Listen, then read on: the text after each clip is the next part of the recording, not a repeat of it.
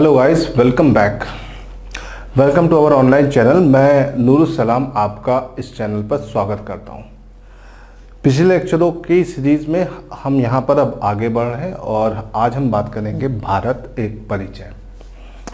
भारत क्या है, भारत का एक परिचय, इसकी मैपिंग, इसकी बेसिक चीज़ों को हम आज डिस्कस करेंगे।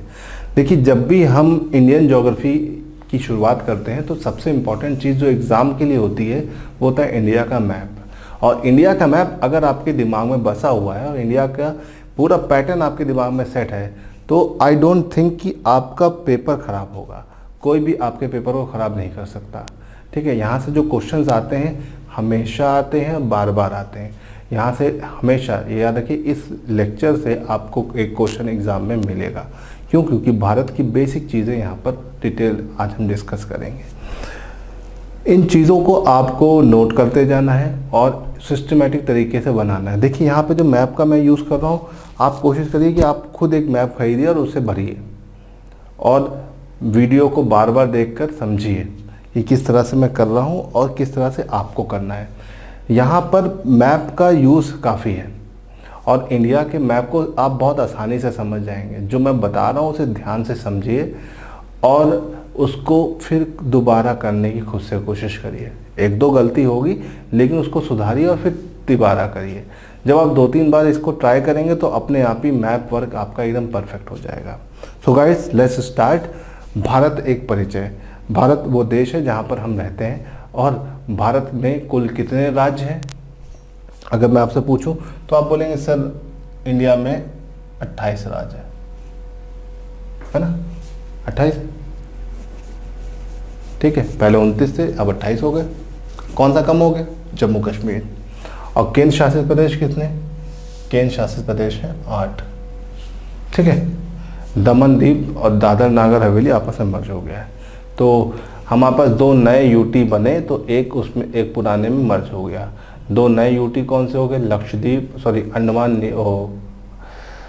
जम्मू कश्मीर और लद्दाख। ठीक है, तो ये तो बात हो गई भारत के कुछ बेसिक चीज़ों के बारे में। इंडिया का सबसे नया बना स्टेट कौन सा है? अगर मैं आपसे पूछूं इंडिया का सबसे नया बना स्टेट कौन सा, आप बोलेंगे सर तेलंगाना। ठीक है, क्या आपने इंडिया का मैप देखा है? बताइए, देखा है? हाँ, देखा होगा आप तो बोलेंगे। सही बताइए, तेलंगाना इंडिया का सबसे नया बना स्टेट है। ये इंडिया के कितने राज्यों के साथ अपनी सीमा बनाता है? गेस करिए। 3, 4, 5, कौन सा ऑप्शन लगाइएगा आप? बताइए। 3 की, 4 की, 5 की 6, बताइए। तो इसकी एक शॉर्ट ट्रिक है। तेलंगाना जो है 4 राज्यों के साथ अपनी सीमा बनाता है, मैक। जब तेलंगाना बना था तब वो 5 राज्यों के साथ सीमा बनाता था, लेकिन अभी कितने राज्यों के साथ सीमा बनाता है? 4 राज्य के साथ। अभी की जो 4 राज्य हैं उनमें एम फॉर महाराष्ट्र,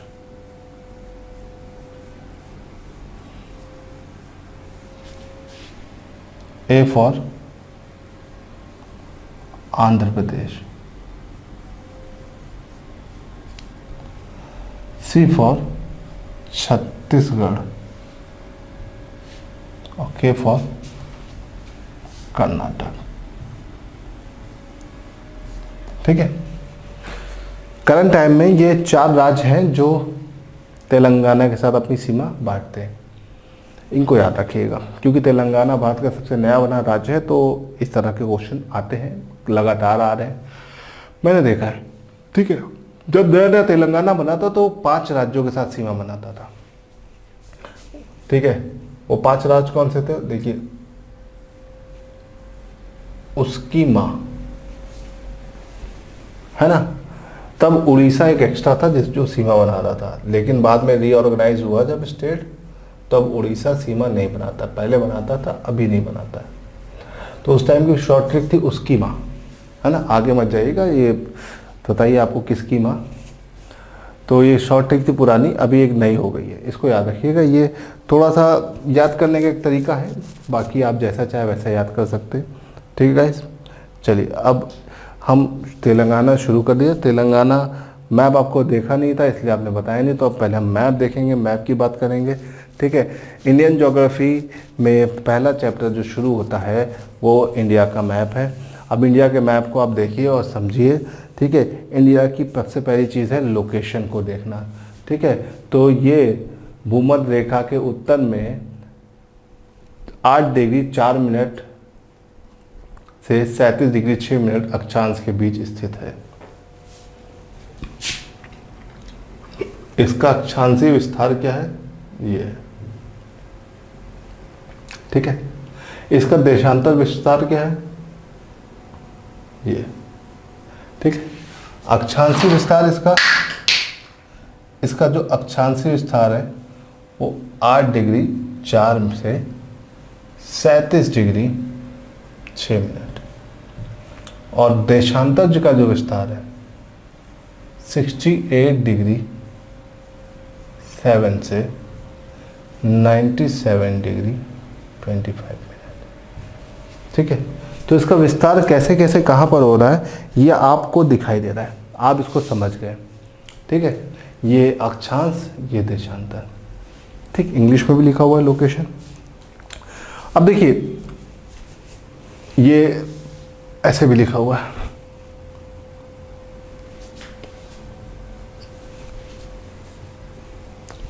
ठीक। इंडिया में 4 किनारे हैं। सबसे उत्तर में इंदिरा कौल, देख सकते हैं आप लोग, इंदिरा कौल जो जम्मू कश्मीर में भारत का उत्तरतम बिंदु है, ठीक है। सबसे दक्षिण मुख्य भूमि पर बिंदु कौन सा है, कन्याकुमारी, इसे केप कोमरिन भी बोलते हैं। सबसे पश्चिम में आपका गौर मोता या सर क्रीक, और सबसे उत्तर में किबुथु या अरुणाचल प्रदेश में। अब इंडिया का जो पूर्व से पश्चिम का स्ट्रेच है वो 2933 किलोमीटर का है, जबकि उत्तर से दक्षिण का जो स्ट्रेच है वो 3214 का है। तो भारत उत्तर से दक्षिण में ज़्यादा लंबाई में फैला है पूर्व से पश्चिम की तुलना में। तो ये आपको एक चीज़ याद रखनी है, ठीक है। ये हमने बात कर लिया इंडिया का थोड़ा सा विस्तार, कहाँ से कहाँ तक का इंडिया का विस्तार है ये हमने यहाँ पर देख लिया, ठीक है। अब इस मैप को हम फिर से देखेंगे और उसको फिर से समझेंगे, ठीक है। लेकिन हम थोड़ा सा अभी आगे चल के आगे की चीज़ों को देखते हैं। चलिए, ये इंडिया का नया बना मैप है, ठीक है। इस मैप में देखिए अभी क्या है, जम्मू कश्मीर का बाइफिकेशन हो गया है। अभी यहाँ से ये ऐसे चला गया है, तो अभी जम्मू कश्मीर और लद्दाख अलग अलग हो गया है, पहले ये अलग नहीं था। तो यहाँ पर इसको थोड़ा सा डिटेल में समझाया गया है, ठीक है। इंडिया में टोटल अभी स्टेट कितने, इंडिया में टोटल स्टेट हो गए 28। पहले कितने थे, पहले आपके पास 29 थे। कौन सा स्टेट हट गया, जम्मू कश्मीर। जम्मू कश्मीर स्टेट नहीं रहा, अब नीचे जम्मू कश्मीर और ऊपर आपका लद्दाख हो गया, इसे याद रखिएगा। तो ये आपको यहाँ पर फिर से समझाया गया। देखिए अब जम्मू कश्मीर ये हो गया, लद्दाख बहुत बड़ा, तो इंडिया की सबसे बड़ी यूटी लद्दाख हो गई, लद्दाख का एरिया बहुत बड़ा हो गया। अब देखिए ये आपका सारी चीज़ें हैं, यहाँ पर आप देख सकते हैं। यहाँ से अब तेलंगाना ऐसे बना हुआ है, तो तेलंगाना बना, तो तेलंगाना 4 राज्यों के साथ अपनी सीमा बना रहा है, ठीक। तो ये तेलंगाना यहाँ पर आ गया। तो इस तरह से आप देखेंगे तो ये पूरा इंडिया का एक रफली बना मैप है। इस पे आप काफ़ी सारी चीज़ों को देख सकते हैं, ठीक है। अब हम कुछ एनालाइज या कुछ चीज़ों को यहाँ पर डिस्कस करते हुए चलते हैं, जैसे कि जो एग्ज़ाम में आते हैं और आपके बाद पूछे भी बहुत जाते हैं। जैसे क्वेश्चन है, भारत का क्षेत्रफल की दृष्टि में सबसे बड़ा राज्य, क्षेत्रफल की दृष्टि में सबसे बड़ा राज्य कौन सा है, राजस्थान। और क्षेत्रफल की दृष्टि में सबसे छोटा राज्य कौन सा है, गोवा। सेम इसी तरह से भारत की जनसंख्या की दृष्टि में सबसे बड़ा राज्य, जिस राज्य में आप बैठे हुए हैं, उत्तर प्रदेश। और जनसंख्या की दृष्टि से सबसे छोटा राज्य, सिक्किम। फिर हम अगर आप बात करें तो जनसंख्या घनत्व के अनुसार, जनसंख्या घनत्व का मतलब क्या है, पर किलोमीटर स्क्वायर में सबसे ज़्यादा लोग कहाँ रह रहे हैं, तो इसके अनुसार नंबर 1 स्टेट कौन सा है, सबसे बड़ा कौन सा है, बिहार। और सबसे छोटा क्षेत्र कौन है, अरुणाचल प्रदेश। अरुणाचल प्रदेश का जनसंख्या घनत्व 17 के करीब है। 17 के करीब होने का मतलब क्या है, 1 किलोमीटर स्क्वायर पर कितने लोग रह रहे हैं? सिर्फ मात्र 17 लोग। तो 17 लोग वहाँ पर रह रहे हैं, तो आपको ये याद रखना है। चलिए, अब राज्य की बात के बाद अब केंद्र शासित प्रदेश के बारे में बात करते हैं। सेम वही क्वेश्चन केंद्र शासित प्रदेशों पर लगा लेते हैं। भारत का सबसे बड़ा केंद्र शासित प्रदेश लद्दाख। भारत का सबसे छोटा केंद्र शासित प्रदेश लक्षद्वीप। भारत की सबसे ज़्यादा जनसंख्या वाला केंद्र शासित प्रदेश दिल्ली। भारत के सबसे छोटा जनसंख्या वाला केंद्र शासित प्रदेश लक्षद्वीप जनसंख्या में, ठीक है। जनसंख्या घनत्व के हिसाब से सबसे बड़ा दिल्ली। दिल्ली ओवरऑल सबसे बड़ा है, यहाँ पे 1 किलोमीटर स्क्वायर पे 11,000 के करीब लोग रहते हैं, ठीक है। और सब जनसंख्या घनत्व के अनुसार सबसे छोटा कौन सा है आपका? लद्दाख। तो ये कुछ बेसिक क्राइटेरिया है जो आपको समझना है। अगर आप इन क्राइटेरिया को समझ गए और इसको समझते चले जाएंगे तो आपके लिए बहुत आसान है। देखिए, हम एनालाइज करेंगे कि मैप पर क्या चीज़ है, कहाँ पर और किस तरह से है। अगर आपने इन सब चीज़ों को थोड़ा सा भी ध्यान कर लिया तो आपके पेपर में आपको बिल्कुल भी दिक्कत नहीं होने वाली, ठीक है। चलिए, अब देखिए ये कुछ जनरल डेटा है। देखिए भारत, ये लिंग अनुपात सेक्स रेशियो का डेटा है, ठीक है। सेक्स रेशियो समझते हैं ना, सेंसस का एक मेन एरिया है सेक्स रेशियो, आजकल काफ़ी ज़्यादा चर्चा में है। तो भारत का जो सेक्स रेशियो 940 और भारत के सेक्स रेशियो से ऊपर इतने भारत में एरिया है, ठीक है।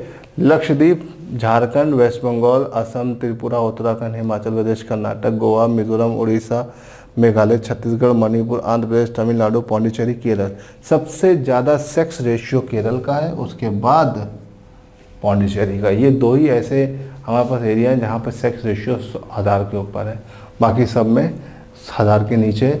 लेकिन ये भारत के कुल जो सेक्स रेशियो उनसे ज़्यादा वाले एरिया है, ठीक है। तो ये एरिया आप देख सकते हैं। कभी कभार एग्जाम में क्वेश्चन आ जाता है कि निम्नलिखित में से कौन सा राज्य सेक्स रेशियो में भारत के ओवरऑल सेक्स रेशियो से कम है या ज़्यादा है। तो आपको इस तरह के क्वेश्चन मिलते हैं तो आप हवा नहीं लगती है। तो इस तरह के क्वेश्चन कैसे करने मैंने यहाँ पर बोर्ड पर दिखा दिया है। इसको गलत मत करिएगा और ध्यान से चलिएगा, इसको नोट कर लीजिएगा और नोट करके ध्यान करके लिखिएगा। चलिए, अब भारत में वनों की बात करें तो वन आरक्षित क्षेत्र, देखिए इंडियन स्टेट फॉरेस्ट रिपोर्ट की रिपोर्ट आती है, ISFR, Indian state forest report. ये जो रिपोर्ट होती है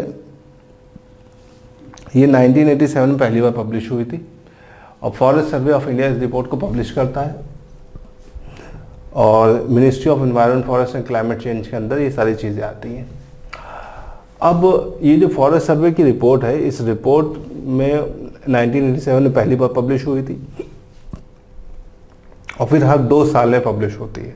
तो 2 साल में एक बार आती है, ये बाई एनुअल है, द्विवर्षीय रिपोर्ट है, 2 साल में एक बार आती है। तो लास्ट टाइम ये 19 में आई थी और इस रिपोर्ट का जो डेटा है अभी भी रिलीज़ हुआ है 31 दिसंबर 2019 को हमारे पर्यावरण मंत्री ने इसे रिलीज़ किया था। और उस डेटा के अनुसार हमारे पास इंडिया में वन आरक्षित सबसे बड़ा जो राज्य है वो MP है क्षेत्रफल के अनुसार, और प्रतिशतता के अनुसार कौन सा है? मिजोरम। प्रतिशतता का मतलब क्या, पर किलोमीटर स्क्वायर पे ज़्यादातर फॉरेस्ट एरिया कहाँ पे कवर है। और केंद्र शासित प्रदेशों में देखा जाए तो सबसे बड़ा लद्दाख, और प्रतिशतता के हिसाब से नंबर 1 पे कौन है? लक्षद्वीप। लक्षद्वीप ओवरऑल सबसे आगे, मिजोरम से भी आगे, इसे याद रखिएगा। तो ये तो बात हो गई वन आरक्षित क्षेत्र, ठीक है। वन आरक्षित क्षेत्र से एग्जाम में क्वेश्चन अक्सर बन जाते हैं, याद रखिएगा। और MP नंबर 1 पे, MP को फॉलोअप कर रहा है अरुणाचल प्रदेश। इंडिया में सबसे ज़्यादा फॉरेस्ट कवर एरिया MP के बाद अगर किसी राज्य में है तो अरुणाचल प्रदेश, फिर उसके बाद कौन आता है? छत्तीसगढ़। चलिए गाइस आगे बढ़ते हैं।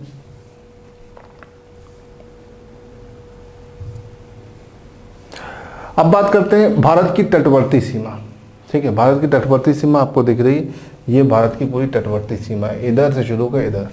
भारत की तटवर्ती सीमा 2 हिस्सों में डिवाइड है, वेस्ट और ईस्ट, पश्चिम और पूर्व की तरफ, ठीक है। तो एग्जाम में क्वेश्चन बार बार, कई बार, लगातार बहुत बार आया है।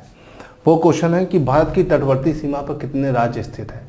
How many state are situated on the coastal line of India. Bharat की तटवर्ती सीमा पर कितने राज्य स्थित हैं? तो कितने हैं? 9। अब इन 9 राज्य को देख लेते हैं। गुजरात, महाराष्ट्र, गोवा, कर्नाटक, केरल, इधर 5 हो गए। तमिलनाडु, आंध्र प्रदेश, उड़ीसा, वेस्ट बंगाल। इधर कितने हो गए? 4, 4 5 कितने हो गए? 9। ठीक है, एक क्वेश्चन ये बनता है, इसे याद रखिए। एक क्वेश्चन ये बनता है, figure the odd one out, निम्नलिखित में से विषम को अलग करिए। निम्नलिखित में से विषम को अलग करिए, आपको 4 ऑप्शन देता है। ठीक है, तमिलनाडु, आंध्र प्रदेश, उड़ीसा, केरल। कौन सा अलग है? केरल। केरल क्यों अलग है? क्योंकि ये सब पूर्व में, बाकी है केरल पश्चिम में है, इसे याद रखिएगा। फिर तीसरा क्वेश्चन, भारत के किस राज्य की तटवर्ती सीमा सबसे बड़ी है? भारत की किस राज्य की तटवर्ती सीमा सबसे बड़ी है? तो आंसर हो जाएगा गुजरात। सपोज करिए गुजरात अगर ऑप्शन में नहीं है तो आप क्या करेंगे? तब आपका आंसर होगा आंध्र प्रदेश। आंध्र प्रदेश भारत की दूसरी सबसे बड़ी तटवर्ती सीमा बनाने वाला राज्य है। ठीक, इसके बाद तटवर्ती सीमा पर स्थित आपकी एक यूटी के बारे में बात करते हैं, पौंडीचेरी। पौंडीचेरी भारत के कितने राज्य में विस्तारित है? 3 राज्य में। और इसके कितने क्षेत्र हैं? 4। पहला क्षेत्र ऊपर से शुरू करेंगे, आंध्र प्रदेश में आएगा यनम। दूसरे क्षेत्र में तमिलनाडु में 2 आते हैं, एक आता है पौंडीचेरी, दूसरा आता है कराईकल, दोनों आपका तमिलनाडु में आते हैं। और इसका चौथा हिस्सा जो है वो केरल में है, माहे के नाम से आता है। तो आपका पौंडीचेरी केंद्र शासित प्रदेश भारत के कितने राज्यों में विस्तारित है? 3 राज्यों में, केरल, तमिलनाडु और आंध्र प्रदेश। और इसके कितने क्षेत्र हैं? 4 क्षेत्र हैं। ठीक है, माहे कहाँ पड़ता है? केरल में। यनम कहाँ पड़ता है? आंध्र प्रदेश में। कराईकल और पौंडीचेरी कहाँ पड़ेगा? तमिलनाडु में। तो ये तो कुछ चीज़ हो गई जो कोस्टल लाइन की हम बात कर रहे थे। ठीक है, कोस्टल लाइन पे जो स्टेट है इनसे आपको समझ में आ रहा है, एक वर्ड आता है लैंड लॉक। लैंड लॉक मतलब ऐसे एरिया जो 3 चारों तरफ से लैंड से घिरे हो। तो इंडिया में लैंड लॉक स्टेट कितने हो गए? ये 9 को हटा दिए, बाकी सब लैंड लॉक है। क्यों? क्योंकि ये ही समुद्र किनारे हैं, बाकी कोई भी समुद्र किनारे नहीं है। तो लैंड लॉक वो होते हैं जो चारों तरफ से लैंड से घिरे हो। तो भारत में 9 राज्यों को छोड़कर बाकी सारे राज्य लैंड लॉक्ड हैं, तो इन्हें ध्यान रखिएगा। लैंड लॉक मतलब अंतःस्थलरुद्ध। दुनिया का सबसे बड़ा अंतःस्थलरुद्ध देश कौन सा है? कजाकिस्तान। वो कौन सा कॉन्टिनेंट है जहाँ पर एक भी अंतःस्थलरुद्ध देश नहीं है? North America. ऑस्ट्रेलिया भी है, लेकिन ऑस्ट्रेलिया में कोई ज़्यादा एक ही डिवाइडेशन ही नहीं है। अंटार्कटिका भी ऐसे ही है। तो इसमें आंसर बन के आता है नॉर्थ अमेरिका। चलिए अब यहाँ से आगे बढ़ते हैं और कुछ चीज़ों को और देखते हैं। ठीक है, यूपी, हम लोग यूपी में रहते हैं, तो यूपी की कुछ बेसिक चीज़ों को आपको समझना बहुत ज़रूरी है। देखिए यूपी हमारे लिए एक महत्वपूर्ण एरिया है। क्यों? क्योंकि यूपी से क्वेश्चन बहुत बनते हैं। अब यूपी बड़े राज्यों में है, एक बड़ा पॉलिटिकल बैकग्राउंड है, 80 MP लेके आता है यूपी। तो यूपी की जो कोस्टल लाइन है, या सॉरी जो बाउंड्री लाइन है, हम इसको देखते हैं। यूपी हमारे भारत के कितने राज्यों के साथ सीमा बनाता है? यूपी भारत के लगभग 8 राज्यों के साथ सीमा बनाता है। देखो पहले नंबर पे आपका आएगा उत्तराखंड, फिर हिमाचल प्रदेश, फिर हरियाणा, राजस्थान, MP, छत्तीसगढ़, झारखंड, बिहार। तो कितने राज्यों के साथ सीमा बना रहा है? 8 राज्य प्लस एक केंद्र शासित प्रदेश दिल्ली। तो यूपी भारत के कितने राज्यों के साथ सीमा बनाता है? 8 राज्य। और ये भारत का सबसे एकमात्र ऐसा राज्य है जो सबसे ज़्यादा राज्यों के साथ अपनी सीमा शेयर करता है। तो गाइस आई होप कि आपको समझ में आ गया होगा। यूपी की बाउंड्री बहुत बड़ी है और देखा जाए तो किन किन राज्यों से जुड़ी हुई है कि आपके सामने यहाँ पर मेंशन है। आप इसको देख सकते हैं और समझ सकते हैं। चलिए अब यहाँ से हम आगे बढ़ते हैं। कर्क रेखा। कर्क रेखा भारत से होकर जाती है और भारत को 2 बराबर भागों में विभाजित करती है। कई बार क्वेश्चन आया है कि वो कौन सी रेखा है जो भारत को 2 बराबर भागों में विभाजित करती है? तो याद रखिए कर्क रेखा। कर्क रेखा भारत से होकर जाती है और भारत को 2 बराबर भागों में विभाजित करती है। ये 23.5 डिग्री उत्तर में स्थित एक लाइन है। ये एक काल्पनिक रेखा है जिसको हम पिछली क्लास में डिस्कस कर चुके हैं। इस काल्पनिक रेखा का क्या उपयोगिता है ये भी हम पिछली क्लास में जान चुके हैं। अब ये कर्क रेखा भारत के कितने राज्यों से होकर जाती है? 8 राज्यों से। वो 8 राज्य कौन से हैं? यहाँ पर आपके सामने बोर्ड पर वो 8 राज्य लिखे हुए हैं। देखिए इनमें सबसे पहला राज्य आपके पास कौन सा है? गुजरात। दूसरे नंबर पर कौन आता है? राजस्थान, फिर मध्य प्रदेश, फिर आपका छत्तीसगढ़, फिर झारखंड, फिर पश्चिम बंगाल। ये तो हो गए मेन स्ट्रीम के स्टेट। मेन स्ट्रीम के स्टेट का मतलब क्या है कि ये सीधे सीधे दिखाई दे रहे हैं। अब आते हैं वो सेकेंडरी स्ट्रीम के स्टेट जो सीधे सीधे दिखाई नहीं देते लेकिन पेपर में आते हैं। उसमें आपका आता है त्रिपुरा, मिजोरम। त्रिपुरा एक बार आप फिर भी ध्यान कर लोगे, लेकिन फंसोगे कहाँ? मिजोरम, क्योंकि मिजोरम के ऊपर मणिपुर है और एक ऑप्शन में यही क्वेश्चन आता है निम्नलिखित में से कौन सा राज्य कर्क रेखा पर नहीं है? ठीक है, झारखंड, त्रिपुरा, मिजोरम, मणिपुर। अब अभी तो मिजोरम दिख रहा है तो आप खटाक से बता दोगे, लेकिन जब पेपर में आएगा तो आप कंफ्यूज, मिजोरम मणिपुर क्या लगा है। तो जब भी आप मुसीबत में फंसते हो किसको याद रखते हो, याद रखिए मिजोरम।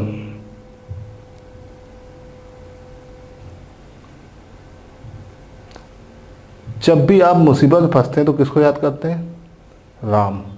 तो जिसमें राम है वही कर्क रेखा पर है, मणिपुर नहीं है। तो इसको याद रखिएगा। एक शॉर्ट ट्रिक है, थोड़ा सा अजीब सी है, अगर आपको याद रखने की ज़रूरत है तो कर लीजिए। मैं कभी भी शॉर्ट ट्रिक पर भरोसा नहीं करता हूँ, क्योंकि शॉर्ट ट्रिक हमेशा फंसा दे जाती है और आपको फंसना नहीं है। चलिए गाइस, अब ये तो बात हो गई कि कर्क रेखा पर कितने राज्य हैं आपके, 8। एक क्वेश्चन आता है कि किस अक्षांश या कौन से अक्षांश भारत के सबसे ज़्यादा राज्यों से होकर गुजरता है, 22 डिग्री, 23 डिग्री, 24 डिग्री, 25 डिग्री। तो कौन सा अक्षांश है जो भारत के सबसे ज़्यादा राज्यों से होकर गुजरता है, बताइए। 23 नहीं, 24। ये पेपर में आया हुआ क्वेश्चन है, इसे याद रखिएगा। 24 डिग्री अक्षांश जो होता है वो 8 से ज़्यादा राज्यों से होकर गुजर रहा है। तो इसे याद रखिएगा, थोड़ा सा इसे ढूंढिएगा, अपना होमवर्क करिएगा, सर्च करिएगा और इनको ध्यान रखिएगा, ठीक है। ये वो राज्य हैं जो कहाँ से कर्क रेखा होकर जाती है। चलिए अब हम आगे बढ़ते हैं। भारत के पड़ोसी देश, नेबरिंग कंट्रीज ऑफ इंडिया, ठीक है। नेबरिंग और नेबरहुड कंट्री दोनों यहाँ पर मैंने लिखी है। तो भारत के पड़ोसी देशों में हमारे पास सबसे पहले आता है, अगर हम इधर से शुरू करते हैं तो पहले आता है पाकिस्तान, फिर अफ़गानिस्तान, फिर आपका चाइना, फिर आपका नेपाल, फिर भूटान, म्यांमार, बांग्लादेश, श्रीलंका। वही सारे पड़ोसी देश यहाँ पर लिखे हैं। भारत की बहुत लंबी इंटरनेशनल बाउंड्री है, तो इसीलिए इसे याद रखिएगा, ठीक है। Pakistan, Afghanistan, China, Nepal, Bhutan, Myanmar, Bangladesh. अब ध्यान दीजिएगा, भारत पाकिस्तान के साथ सीमा बनाता है, चाइना के साथ बनाता है। देखिए पाकिस्तान भारत के बेस्ट फ्रेंड में से एक है, तो मतलब लंगोटिया याद जिसे बोलते हैं, बचपन का दोस्त। तो यहाँ से क्वेश्चन पाकिस्तान के बहुत बनते हैं, क्यों, अक्सर बवाल चलता रहता है तो क्वेश्चन आते हैं। तो पहला क्वेश्चन ये बनता है कि पाकिस्तान भारत के कितने राज्यों के साथ सीमा बनाता है, 4। पंगू राज्य, पंजाब, गुजरात, राजस्थान, जम्मू, है ना। लेकिन अभी क्या है, थोड़ा सा चेंज हो गया है। पाकिस्तान भारत के कितने राज्यों के साथ सीमा बनाता है, 3 राज्य, इसे याद रखिएगा। पाकिस्तान भारत के कितने राज्यों के साथ सीमा बना रहा है, 3, ठीक है। अगर देखा जाए तो ये आपका यूटी हो गया, तो 3 राज्य हैं, गुजरात, राजस्थान और पंजाब। 3 राज्य तो सीधे सीधे सीमा बना रहा है। साथ ही साथ कितनी केंद्र शासित प्रदेश से जुड़ा हुआ है, 2। एक जम्मू कश्मीर, दूसरा आपका लद्दाख। तो पाकिस्तान टोटल इंडिया के कितने एरिया के साथ कनेक्टेड है, 5। पहले 4 था, अभी 5 हो गया है, तो इसे ध्यान रखिएगा। अब आते हैं आपके अफगानिस्तान। अफगानिस्तान इंडिया के सिर्फ एक स्टेट के साथ सीमा बनाता है, लद्दाख के साथ। करेंटली देख लीजिए, ये वाला एरिया है, थोड़ा सा ऐसे ऐसे आके लद्दाख के साथ, ठीक है। वो यूटी है, वो स्टेट भी नहीं है। चाइना इंडिया के कितने एरिया के साथ बाउंड्री बनाता है, तो देखो पहले लद्दाख आ जाएगा, लद्दाख के बाद हिमाचल प्रदेश, उत्तराखंड, सिक्किम, अरुणाचल प्रदेश। तो 1, 2, 3, 4 और 5वां आपका क्या है, यूटी। 4 राज्य और 1 केंद्र शासित प्रदेश, ठीक है। ये कुछ नए डेटा हैं, इनको याद रखिएगा। जब से आपका जम्मू कश्मीर बाइफरिकेट हुआ है, वहाँ से डेटा थोड़ा सा चेंज हो गया।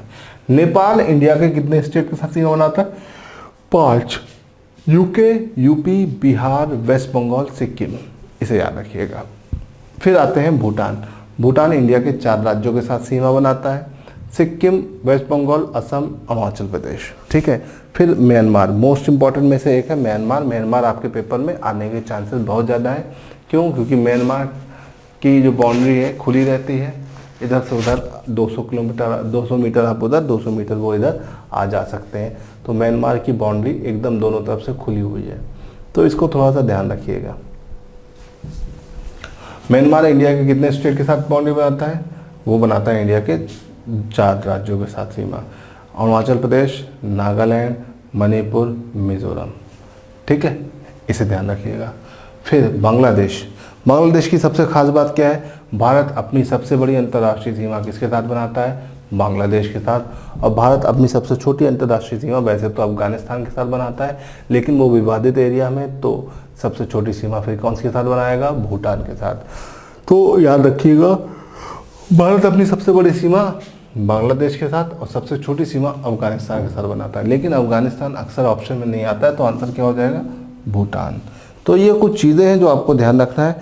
भारत ने श्रीलंका के साथ कोई भी बाउंड्री नहीं बनाता है, बल्कि भारत और श्रीलंका के बीच में आपको एक स्ट्रेट मिलेगी, एक जल संधि मिलेगी, जिसका नाम है पाल्क स्ट्रेट।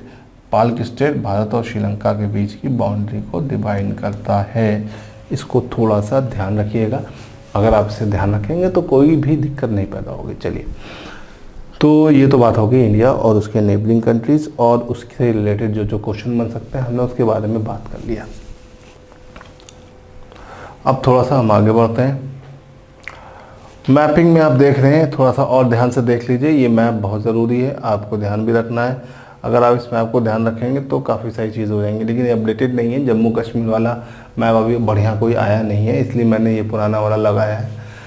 अब चलिए यहाँ से आगे बढ़ते हैं। भारत का अंतर्राष्ट्रीय समय 82.5 डिग्री, ये देखिए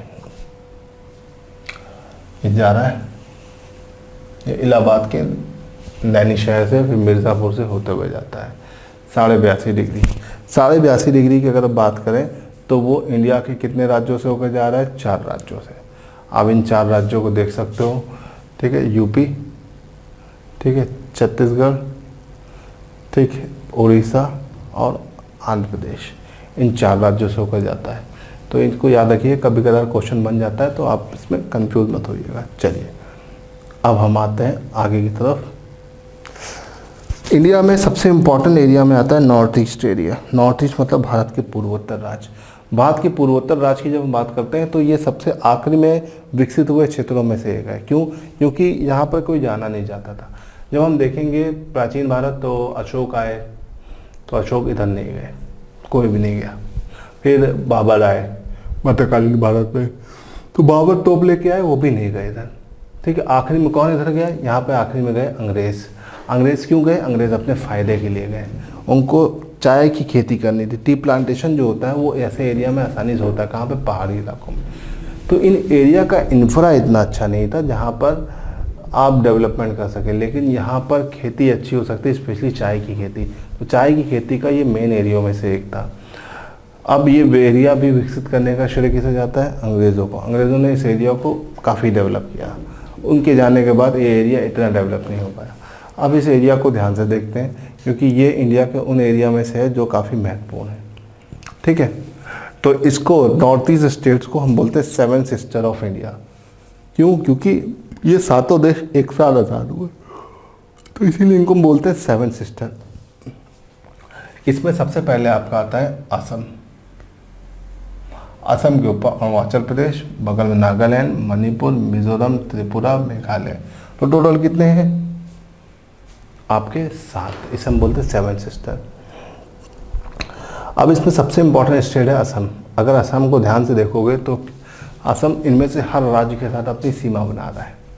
देखिए इधर भी सीमा बन रही है, इधर भी बन रही है, इधर भी बन रही है, इधर भी, इधर भी, इधर भी। तो असम हर राज्य के साथ सीमा बनाता है, प्लस वापस मेन स्ट्रीम इंडिया से जोड़ देता है। तो the door to north east, ठीक है, पूर्वोत्तर भारत में खुलने वाला दरवाज़ा कौन सा राज्य है? असम। असम वो राज्य है जो पूर्वोत्तर के सारे राज्यों को जोड़ता है, उनके बीच का एक कनेक्टिंग लिंक या डोर है, दरवाज़ा है, ठीक है। तो अगर एग्जाम में क्वेश्चन आता है the key to north east, ठीक है, पूर्वोत्तर भारत में खुलने वाली चाबी कौन सी है, तो आंसर क्या लगाएंगे? बताइए जल्दी से। असम। हाँ, बिल्कुल गलत है, असम चाबी नहीं है, दरवाज़ा है। चाबी जो रास्ता खोले, और रास्ता खोलने का काम कौन कर रहा है? रास्ता खोलने का काम कर रहा है आपका पश्चिम बंगाल का ये एरिया। किसका एरिया? पश्चिम बंगाल का। पश्चिम बंगाल के इस एरिया को अगर आप ध्यान से देखो तो ये एक मुर्गे की गर्दन के जैसा दिख रहा है, ठीक है। चाइना वालों ने इसे चिकन नेक के नाम से जाना है, चिकन नेक नाम दिया, तो इस एरिया को हम बोलते हैं चिकन नेक। चिकन नेक का जो ये एरिया है बहुत ही इंपॉर्टेंट है। क्यों? क्योंकि ये नॉर्थ ईस्ट को इंडिया में जोड़ता है, और एग्जाम में अगर क्वेश्चन आता है कि the key to north east, पूर्वोत्तर भारत की कुंजी कौन सा राज्य है, तो पश्चिम बंगाल आप लगाएंगे। इसे थोड़ा सा ध्यान रखिएगा। अगर आप इसे ध्यान रखेंगे तो काफ़ी सारी चीज़ें अपने आप ही आप कर ले जाएंगे। चलिए गाइस, अब ये तो बात होगी नॉर्थ ईस्ट। नॉर्थ ईस्ट के एरिया में डेवलपमेंट कम है, तो इनको थोड़ा सा ध्यान रखिएगा। और नॉर्थ ईस्ट में काफ़ी ज़्यादा उथल पुथल मचती है, तो बहुत इंपॉर्टेंट है। नॉर्थ ईस्ट के ज़्यादातर एरियाज़ को हम स्टडी करेंगे और इनको समझेंगे। देखिए नॉर्थ ईस्ट का जो एरिया है, यहाँ पर काफ़ी ज़्यादा अलग अलग प्रकार की चीज़ें रहती हैं। अलग अलग प्रकार की चीज़ों में आपको काफ़ी सारे अच्छे इंपॉर्टेंट क्वेश्चन भी मिलते हैं, ठीक है। दुनिया की सबसे ज़्यादा वर्षा भी इसी नॉर्थ ईस्ट के एरिया में होती है। यहाँ पे जंगल भी बहुत है, यहाँ पर काफ़ी सारी चीज़ें, नेशनल पार्क भी काफ़ी सारे हैं। तो उन सब को हम धीरे धीरे करके एक एक करके डिस्कस करेंगे। चलिए, बेसिकली नॉर्थ ईस्ट के एरिया को जानना था, कभी कभी क्वेश्चन बन जाता है यहाँ से। इनके कैपिटल को याद रखिएगा और इनके सीएम को याद रखिएगा, ठीक है। चलिए, अब हम अपने दूसरे एरिया की तरफ बढ़ते हैं। दूसरा एरिया हमारा क्या, अंडमान निकोबार। अंडमान निकोबार एक द्वीप है। द्वीप क्या होता है, एक ऐसा स्थल जो चारों तरफ से पानी से घिरा हो, उसे हम बोलते हैं द्वीप, ठीक है। एक ऐसा स्थल जो चारों तरफ से किससे घिरा हो, पानी से घिरा हो, उसे हम क्या बोलते हैं, द्वीप। और अंडमान निकोबार आपका एक द्वीप है, ठीक है। अंडमान निकोबार दो हिस्सों में, एक अंडमान, दूसरा निकोबार। अंडमान और निकोबार के बीच में जो गैप पाया जाता है, इस गैप को हम बोलते हैं 10 डिग्री चैनल। इसे याद रखिएगा, ठीक है। तो 10 डिग्री चैनल किसके बीच पाया जा रहा है, 10 डिग्री चैनल अंडमान और निकोबार के बीच पाया जा रहा है। एग्जाम में बार बार लगातार कई बार आ चुका है क्वेश्चन, तो इसको अगर गलत किया तो समझ लीजिए आप रेस से बाहर हैं। चलिए, अब अंडमान निकोबार हमने अलग कर दिया, अंडमान अलग, निकोबार अलग। अब अंडमान के फिर हिस्से कर रहे हैं। अंडमान दो हिस्सों में बटा है, वृहद अंडमान और लघु Andaman. That means greater Andaman और लिटिल अंडमान। लिटिल अंडमान सबसे छोटा है, नीचे ये देखिए, ये लिटिल अंडमान है आपका, बाकी बचा हुआ ग्रेटर अंडमान है ऊपर, ठीक है। अब लिटिल अंडमान तो हमने अलग कर दिया, ग्रेटर अंडमान के फिर 3 हिस्से कर दिए। ग्रेटर अंडमान का पहला हिस्सा उत्तरी अंडमान, मध्य अंडमान, दक्षिणी अंडमान। अब देखिए ग्रेटर अंडमान ऊपर है पूरा, तो देखिए ये नॉर्थ अंडमान हो गया, ये मिडिल अंडमान हो गया, और बाकी बचा हुआ ही आपका सदर अंडमान। तो अंडमान के 3 हिस्से हो गए, ठीक है। अब लघु अंडमान और वृहद अंडमान के बीच में हमें मिलेगा एक दर्रा, जिसका नाम है डंकन पैसेज या डंकन दर्रा। तो एग्जाम में ये भी बहुत क्वेश्चन आया है कि डंकन दर्रा या डंकन पैसेज किसके बीच में है, तो ग्रेटर और लिटिल अंडमान के बीच में है। और ग्रेटर के किस हिस्से से कनेक्टेड है, दक्षिणी अंडमान और लघु निकोबार। इसे याद रखिएगा, ठीक है। लिटिल, एक मिनट, लघु निकोबार नहीं, लघु अंडमान होगा ये, अंडमान, ठीक है। लिटिल अंडमान और सदर्न अंडमान के बीच में आपको क्या मिलेगा, आपको डंकन दर्रा मिलेगा। तो डंकन दर्रा कहाँ मिलता है, ये याद रखिएगा। 10 डिग्री चैनल किसके बीच है, ये याद रखिएगा। ये दोनों चीज़ें आपके लिए मोस्ट इंपॉर्टेंट है। अगर आप इस मोस्ट इंपॉर्टेंट चीज़ को समझ जाते हैं तो आपको कोई भी दिक्कत नहीं होगी आगे की चीज़ों को समझने में। ओके गाइस, चलिए, ये तो बात होगी अंडमान निकोबार। अंडमान निकोबार की अगर हम बात करते हैं तो ज्वालामुखी से बनने वाला द्वीप है। इसका लगभग 80% ज़्यादा एरिया फॉरेस्ट कवर है। यहाँ पे नेशनल पार्क बहुत है। इंडिया के सबसे ज़्यादा नेशनल पार्क एमपी और अंडमान निकोबार में ही पाए जाते हैं, 9। अंडमान निकोबार की अगर हम बात करते हैं तो यहाँ की ऑफिशियल लैंग्वेज बंगाली है और यहाँ की दूसरी ऑफिशियल लैंग्वेज कौन सी है, हिंदी। हिंदी भाषी लोग सबसे ज़्यादा यहाँ पर बोलने वाले मिलेंगे बंगाली के बाद। अब अगर हम बात करते हैं अंडमान निकोबार की, तो अंडमान निकोबार में इंडिया की सेलुलर जेल है, जो कि आजकल, पहले काला पानी की सज़ा थी, अभी वो चेंज होकर एक म्यूज़ियम में बदल दी गई है। इंडिया का इकलौता एक्टिव वॉल्केनो भी यहीं पर है। कहाँ पर, अंडमान निकोबार में। इंडिया का इकलौता एक्टिव वॉल्केनो बैरन आइलैंड में पाया जाता है, जो कि अंडमान निकोबार में स्थित है। अगर हम बात करते हैं किसके बारे में, अंडमान निकोबार, तो अंडमान निकोबार की सबसे ऊंची चोटी कौन सी, सैडल पीक। कौन सी, सैडल पीक। 2 से 3 बार आपके पेपर में आ चुका है, इसे याद रखिएगा, सैडल पीक। सैडल पीक जो है या सैडल चोटी अंडमान निकोबार की सबसे ऊंची चोटी है। अंडमान निकोबार में जनजातियों की काफ़ी ज़्यादा अलग अलग प्रजातियां पाई जाती हैं, जिसमें सोमपेन, सेंटिनल काफ़ी ज़्यादा अलग प्रकार की प्रजाति है। दुनिया की सबसे रेयरेस्ट, सबसे कम पाए जाने वाली जारवा भी यहीं पर पाई जाती है। कहाँ पर, अंडमान निकोबार में।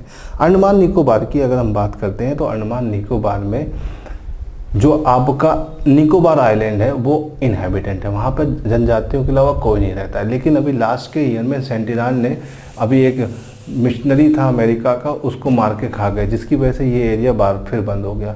सुप्रीम कोर्ट इस एरिया को कभी खोलता है फिर बंद करता है, क्यों? क्योंकि ये एक अच्छा टूरिस्ट एट्रैक्शन है। लेकिन सबसे बड़ी समस्या इस क्षेत्र के साथ क्या है कि यहाँ की जनजातियाँ इतनी ज़्यादा यूज़र फ्रेंडली नहीं है, जिसकी वजह से यूज़र्स के साथ, टूरिस्ट के साथ वो ज़्यादा कम्युनिकेट नहीं कर पाती, उनकी भाषा ही अलग है, जिसकी वजह से टूरिस्ट के साथ अक्सर उनका झगड़ा हो जाता है। तो ये सब चीज़ें अंडमान निकोबार की बड़ी कॉमन है। अंडमान निकोबार में ज़्यादातर विकसित एरिया जो है दक्षिणी अंडमान है। दक्षिणी अंडमान में ही सपोज करिए अगर आपको नौकरी मिलती है अंडमान निकोबार में, तो आप दक्षिणी अंडमान में ही पोस्टेड होंगे। तो ये सब कुछ चीज़ें अंडमान निकोबार आपके एग्जाम ओरिएंटेड क्वेश्चन इससे बहुत आते हैं, तो इसीलिए अंडमान निकोबार पर थोड़ा सा ध्यान रखिएगा। अंडमान निकोबार के अभी हाल में ही 3 द्वीपों का नाम बदल के मोदी जी ने नया रखा है। ठीक है, ये द्वीप हैं कौन कौन से और कहाँ कहाँ पर है, उनका नाम क्या क्या रखा है, ये आप कमेंट सेक्शन में मुझे ज़रूर बताइएगा। ये करंट अफेयर का क्वेश्चन भी है और ज्योग्राफी का भी क्वेश्चन है, काफ़ी ज़्यादा एग्जाम ओरिएंटेड क्वेश्चन में से एक है। चलिए, अब अंडमान निकोबार देखो, डंकन पैसेज हमने देख लिया पीछे, तो 10 डिग्री चैनल देख लिया। अब यहाँ से आगे बढ़ते हैं, 10 डिग्री चैनल देखिए, ये फिर से यहाँ बना हुआ है। जितना ज़्यादा आप देखेंगे आपके लिए उतना अच्छा। अब आते हैं लक्षद्वीप। लक्षद्वीप जो है ये एक प्रवाल से बना हुआ द्वीप है। प्रवाल क्या होता है, दिमाग में क्वेश्चन आता है, प्रवाल भित्ति या कोरल। इंग्लिश में कोरल बोलते हैं, हिंदी में प्रवाल बोलते हैं। प्रवाल या कोरल क्या होते हैं? प्रवाल या कोरल की जब हम बात करते हैं तो ये इन्वर्टिब्रेट्स होते हैं। इन्वर्टिब्रेट्स मतलब जिनके मेरुदंड नहीं होता है। वैसे जानवर जिनके मेरुदंड नहीं पाया जाता है उसको हम बोलते हैं प्रवाल। प्रवाल की अगर हम बात करते हैं तो प्रवाल हर जगह नहीं पाए जाते हैं। ये कहाँ पाए जाते हैं? 30 डिग्री उत्तर से 30 डिग्री दक्षिण के बीच के क्षेत्र में पाए जाते हैं। प्रवाल जो होते हैं इनके प्रकाश संश्लेषण नहीं कर सकते, ये कैल्शियम कार्बोनेट के बने हुए यौगिक होते हैं। सबसे खास बात प्रवाल की क्या है? प्रवाल की सबसे खास बात यह है कि ये प्रकाश संश्लेषण नहीं कर सकते, लेकिन ये एल्गी शैवाल के साथ मिलते हैं, और जब ये शैवाल के साथ मिलते हैं तो सिम्बोसिस सहजीवता संबंध में रहते हैं और ये बनाते हैं जूजेंथेलाइन। अब ये जूजेंथेलाइन जब बनता है तो शैवाल प्रवाल के साथ मिलता है और प्रवाल में प्रकाश संश्लेषण की प्रक्रिया को एक्टिव करता है, जिसके एवज में प्रवाल शैवाल को नाइट्रोजन युक्त खाना देता है। तो इस तरह से दोनों एक दूसरे में सहचार संबंध में रहते हैं और प्रवाल बहुत ही रंग बिरंगे दिखते हैं। बाद में प्रवाल के 4 क्षेत्र हैं। पहला क्षेत्र जो है वो तो आपके सामने दिख रहा है, आपका लक्षद्वीप। दूसरा क्षेत्र है अंडमान निकोबार, तीसरा है मन्नार की खाड़ी, और चौथा है गल्फ ऑफ कच्छ। ये 4 क्षेत्र यहाँ पर बहुत ज़्यादा फेमस है। कहाँ पर? हमारे इस रीजन में। तो इसे याद रखिएगा। तो कोरल से बनने वाला दुनिया का सबसे बड़ा आइलैंड कौन सा है? ऑस्ट्रेलिया का, द ग्रेट बैरियर रीफ। तो कोरल से संबंधित ये कुछ विशेष प्रश्न है जो आपको ध्यान रखने हैं। अगर हम इन प्रश्नों को ध्यान रखेंगे तो बहुत इंपॉर्टेंट है। ठीक है, कोरल जो होते हैं ये इनको नुकसान कौन पहुंचाता है? इनको नुकसान पहुंचाता है तापमान, ग्लोबल वार्मिंग। साथ ही साथ इसको नुकसान पहुंचाने वाला दूसरा एलिमेंट जो है वो है आपका क्या? वो है आपका वाटर प्यूरिफिकेशन। ज़्यादा साफ पानी, ज़्यादा गंदा पानी, ये भी आपके कोरल को नुकसान पहुंचा सकता है। अगर हम कोरल की बात करते हैं तो कोरल में बनने वाला इंडिया का सबसे बड़ा आइलैंड कौन सा है? अंडमान निकोबार। अंडमान निकोबार में कुल क्षेत्रफल की सिर्फ 10% कोरल पाई जाती है, जबकि प्योर कोरल से बनने वाला आइलैंड कौन सा है? लक्षद्वीप। ठीक है, दोनों में अंतर है, दोनों क्वेश्चन में अंतर है। तो इन दोनों क्वेश्चन के अंतर में समझ में आई होगा, आप समझ गए होंगे। अब हम यहाँ से आगे बढ़ते हैं और चीज़ों को थोड़ा सा और डिटेल में देखते हैं। अब देखिए आपके सामने लक्षद्वीप का मैप बना हुआ है। लक्षद्वीप की राजधानी क्या है? कावारत्ती। अंडमान निकोबार की राजधानी क्या थी? Port Blair. ठीक है, इसे याद रखिएगा। अब यहाँ पर अगर हम बात करते हैं किसके बारे में? अंडमान निकोबार के बाद अब आते हैं लक्षद्वीप के बारे में। लक्षद्वीप की जब हम बात करते हैं तो लक्षद्वीप की राजधानी कावारत्ती। ठीक है, लक्षद्वीप का सबसे बड़ा द्वीप कौन सा है? अदरोट। ठीक है, इसे याद रखिएगा। और पूरा लक्षद्वीप एक तरफ और एक छोटा सा आइलैंड अलग है। वो छोटे से आइलैंड का नाम क्या है? मिनिकॉय। पूरा सा लक्षद्वीप एक तरफ है, मिनिकॉय एक तरफ है। ठीक है, तो इसीलिए मिनिकॉय और लक्षद्वीप के बीच का जो चैनल है उसे हम बोलते हैं 9 डिग्री चैनल। तो एग्जाम में अक्सर क्वेश्चन आता है 9 डिग्री चैनल किसके बीच है? तो लक्षद्वीप और मिनिकॉय। 9 डिग्री चैनल लक्षद्वीप और मिनिकॉय के बीच में पाया जाता है, इसे ध्यान रखिएगा। ठीक है फ्रेंड्स, अब ये तो बात हो गई आपके लक्षद्वीप के बारे में बेसिक चीज़ें। ठीक है, अब लक्षद्वीप से थोड़ा सा और नीचे जाएंगे, मिनी कॉय आते आते इंडिया की बाउंड्री ख़त्म। अब मिनी कॉय के बाद, मिनी कॉय की अगर हम बात करें तो मिनी कॉय के साथ ही इंडिया की बाउंड्री ख़त्म हो जाती है। अब जैसे मिनी कॉय के बाद इंडिया की बाउंड्री ख़त्म होती है तो मालदीव शुरू होता है। मालदीव और मिनी कॉय के बीच का जो रीजन है इसे हम बोलते हैं 8 डिग्री चैनल। तो आपके पास 3 डिग्रियाँ होंगी, 8 डिग्री, 9 डिग्री, 10 डिग्री। 8 डिग्री किसके बीच में? मिनी कॉय और मालदीव के बीच में। 9 डिग्री मिनी कॉय और लक्षद्वीप के बीच में। और 10 डिग्री चैनल जो है वो अंडमान और निकोबार के बीच में। फिर डंकन दर्रा किसके बीच में? लिटिल अंडमान और दक्षिणी अंडमान के बीच में। तो ये सब चीज़ें जो आपको ध्यान रखनी है। ठीक है, चलिए अब ये तो कुछ प्रमुख द्वीप हमने देख लिए इंडिया के। अब वर्ल्ड के कुछ प्रमुख द्वीप देखते हैं। दुनिया का सबसे बड़ा आइलैंड कौन सा है? दुनिया का सबसे बड़ा आइलैंड है ग्रीनलैंड। ग्रीनलैंड दुनिया का सबसे बड़ा आइलैंड है, इसे याद रखिएगा। ये आपका नॉर्थ अटलांटिक ओशियन या डेनमार्क के एरिया में आता है। ठीक है, फिर दुनिया का दूसरा सबसे बड़ा island New Guinea. New Guinea जो है ये आपका प्रशांत महासागर में आता है, इसे याद रखिएगा। फिर तीसरा सबसे बड़ा आइलैंड आपका बोर्नियो है, ये भी प्रशांत महासागर में आता है। ठीक है, हिंद महासागर का सबसे बड़ा द्वीप कौन सा है? मेडागास्कर। मेडागास्कर ऑस्ट्रेलिया आपका अफ्रीका के बगल में छोटा सा एक देश लगा हुआ है, आइलैंड कंट्री है। ठीक, उसके बाद आता है बैफिन। बैफिन जो आइलैंड है ये कनाडा में पाया जाता है। फिर सुमात्रा आइलैंड जो है वो इंडोनेशिया में पाया जाता है। तो ये टॉप आपके मेन द्वीप थे दुनिया के। इन द्वीपों को याद रखिएगा, इनको थोड़ा सा ध्यान रखिएगा, इन द्वीपों से क्वेश्चन बनता है। ठीक, उसके बाद आते हैं हॉन्शू। हॉन्शू जापान का सबसे बड़ा आइलैंड है। जापान का सबसे बड़ा द्वीप हॉन्शू। ठीक है, फिर ग्रेट ब्रिटेन। ग्रेट ब्रिटेन में आपका इंग्लैंड, स्कॉटलैंड और वेल्स आता है। ठीक है, विक्टोरिया। विक्टोरिया द्वीप जो है, देखो विक्टोरिया नाम आते ही कई जगह फिट हो जाता है। Victoria waterfall, Victoria island, Victoria desert. तो यहाँ पर विक्टोरिया द्वीप जो है वो कनाडा में पड़ रहा है, विक्टोरिया स्ट्रेट के पास। एलिसमेर बहुत एग्जाम में आया है। एलिसमेर जो है ये भी आपका कनाडा आर्टिक ओशन में पड़ता है। ठीक है, फिर सुलवेसी। सुलवेसी जो है ये आपका इंडोनेशिया में पड़ता है, नाम से ही पता चल रहा है। ठीक है, साउथ आइलैंड जो है वो न्यूजीलैंड में है। देखिए, एक साउथ आइलैंड, एक नॉर्थ आइलैंड, दोनों में बड़ा कौन सा है? South island. ठीक है, जावा हिंद महासागर में पड़ेगा। ठीक है, अब देखिए साउथ आइलैंड के बाद नॉर्थ आइलैंड, ये सब घटते हुए क्रम में क्षेत्रफल के। तो याद रखिएगा, न्यूजीलैंड का कौन सा द्वीप बड़ा है? नॉर्थ की साउथ, तो साउथ बड़ा है, इसे याद रखिएगा। ठीक, अब आते हैं क्यूबा। क्यूबा कैरेबियन सी में आता है। ठीक है, क्यूबा जो द्वीप है वो कहाँ पर आता है? कैरिबियाई सागर में। न्यू फाउंडलैंड। न्यू फाउंडलैंड कहाँ पर है? उत्तरी अटलांटिक ओशन में। न्यू फाउंडलैंड मछली पकड़ने के लिए बहुत ही इंपॉर्टेंट एरिया में से एक है, जहाँ पर मेन ऑक्यूपेशन ही मछली पकड़ना है। फिर ल्यूजॉन जो है ये फिलीपींस के पास मिलती है आइलैंड।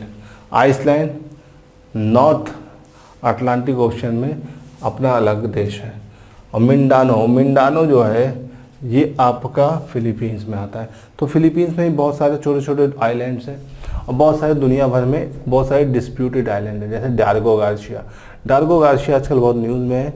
ये ब्रिटेन और इंडिया के बीच की न्यूज़ है, इसे ध्यान रखिएगा। और डार्गो गार्सिया के बाद, डार्गो गार्सिया बेसिकली कंट्रोल में है यूएस के भी, और ये मॉरिशस का हिस्सा है, लेकिन मॉरिशस पे कब्जा नहीं कर पा रहा है। तो बहुत सारे आइलैंड आपके विवादित हैं। इन अविवादित आइलैंड को भी हम एक लेक्चर में डिस्कस करेंगे। फिलहाल हम आज के लिए इतना ही रहने देते हैं। हमने देख लिया मेन चीज़ें जो भी आपके एग्ज़ाम ओरिएंटेड थी। मैप की हमने एक इंट्रोडक्शन देख लिया। जितना भी चीज़ें मैंने आपको बताई, पढ़ाई और समझाई हैं, इनको घर पे जाने के बाद आप देख कर वीडियो रोक कर कई बार इसे प्रैक्टिस करिए। जितनी बार आप इसे प्रैक्टिस करेंगे आपके लिए उतना अच्छा होगा और एग्ज़ाम क्रैक करना आपके लिए उतना आसान हो जाएगा। सो गाइज़, आई होप कि आप इसको कई बार बार लगातार देखें और देखने के बाद इस पर वर्क करें। जितना आप इस पर वर्क करेंगे उतना हमारे लिए भी अच्छा है और आपके लिए भी अच्छा है। आई होप कि आपको ये सेशन पसंद आया होगा। ओके।